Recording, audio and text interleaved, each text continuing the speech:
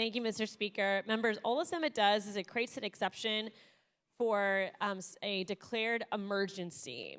And the reason why I filed this amendment is that we actually have had situations in my jurisdiction where being able to access sandbags during a hurricane requires proof of residency. And obviously an ID is one of the easiest ways to provide that proof of residency. And so some of the unintended consequences of this policy could be, folks who are in different marginalized communities might not have a traditional driver's license, but a community ID may be more accessible to them.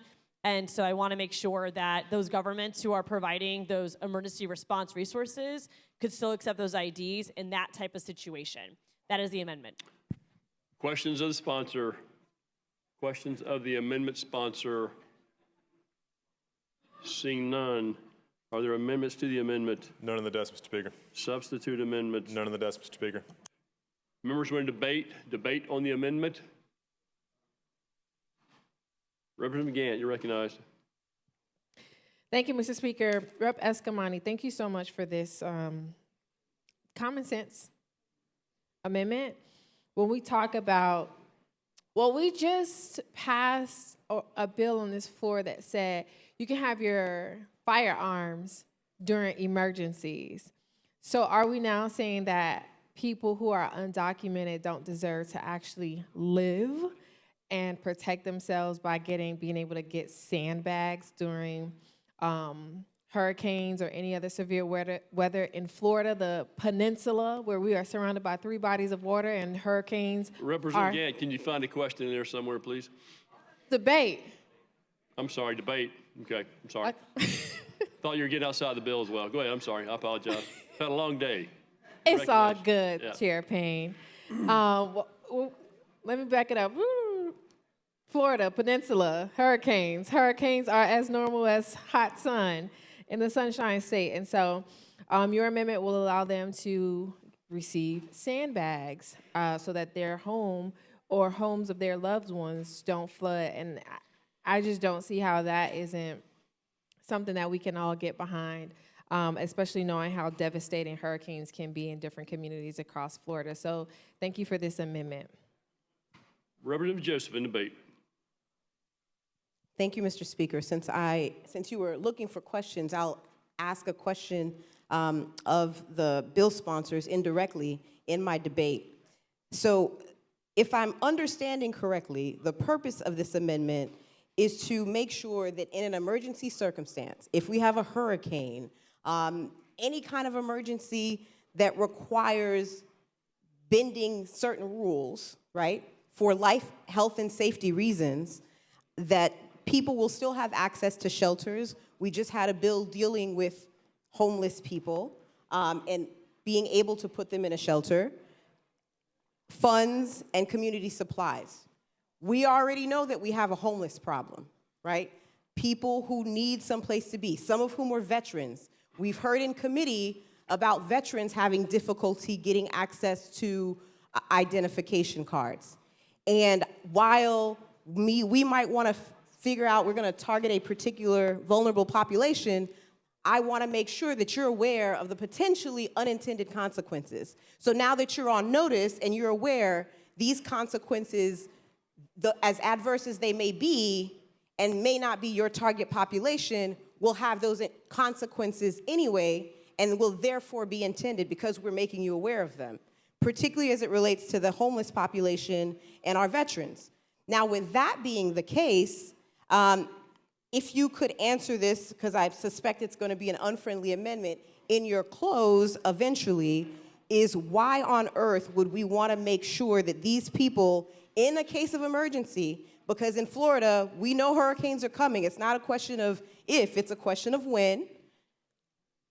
Why would we not want to make sure that they can access a shelter or have community supplies and sandbags and whatever else we decide are important for the public to have if all they have is a community ID?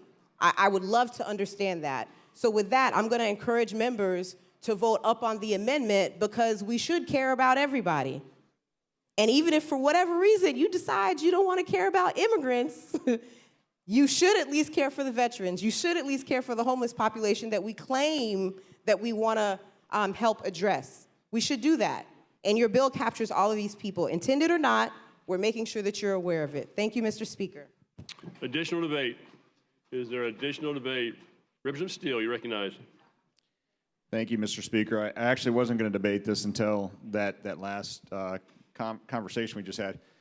Immigration is when a person, follows the laws and rules that we have in this country to come to our country. My forefathers followed the immigration requirements and came to this country using the rules and laws that we have to protect the people here. And so the undocumented people that trespass and came into this country that are not following the laws should not have protections under our laws associated to hurricanes or anything else. And if they do need sandbags because they have a residence that they live in, they probably have a documented ID.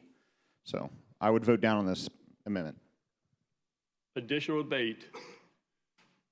Time has expired in debate.